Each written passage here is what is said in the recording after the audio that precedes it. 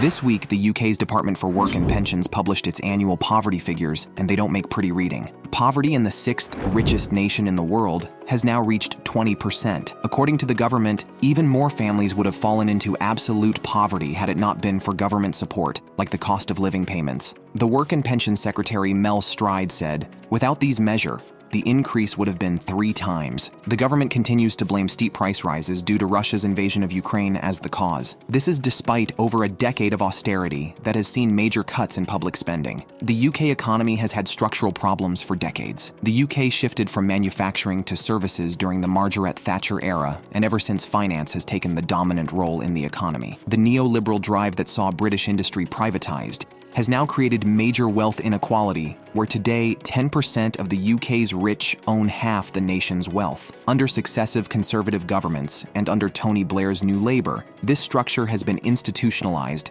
as governments both red and blue have come to serve this small rich elite. This has created a scenario today where the UK has more food banks than McDonald's.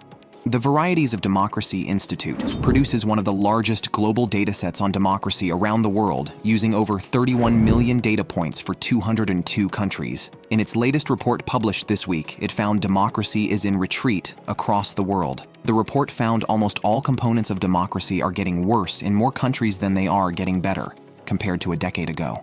Freedom of expression remains the worst affected component of democracy and is worsening, whilst freedom of association, including civil society, is also under threat across the world. These trends confirm a number of other reports and research that has found people across the world feel their leaders do not represent them and continue to prioritize the 1% over the masses. Conspiracy theories are on the rise as mainstream theories no longer hold true for many when it comes to democracy. What this report confirms is the more elections you have, the more you poison your system. Regular elections favor those with money and adversely impact tough, long-term decision-making. This is why many have turned to unconventional political parties and individuals in the hope they will be heard and things could change. The West invaded countries this century in order to promote democracy, but now many citizens in the democratic world themselves are losing confidence in this medieval concept. Pakistan has carried out airstrikes inside Afghanistan amid rising tensions between the neighbors. On March 18th, strikes were carried out aimed at hideouts of armed groups, including the Tehreek-e-Taliban Pakistan. Afghan officials said 8 people in all,